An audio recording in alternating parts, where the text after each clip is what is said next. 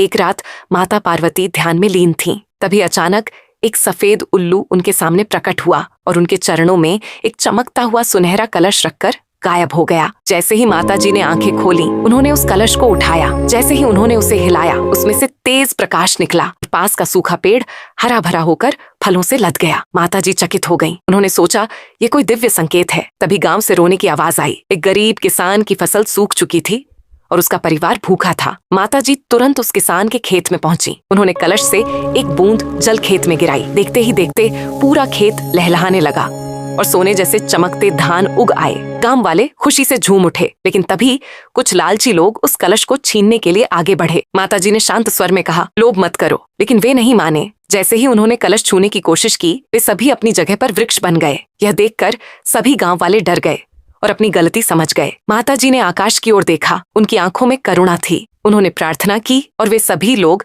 फिर से मनुष्य बन गए। सबने हाथ जोड़कर माफी मांगी। अंत में माताजी ने कलश को नदी में प्रवाहित कर दिया और कहा, सच्ची समृद्धि मेहनत और भक्ति से आती है, जादू से नहीं। गांव में फिर से सुख शांति लौट आई और सभी ने सच्चे मार्ग पर चलने का वचन लिया।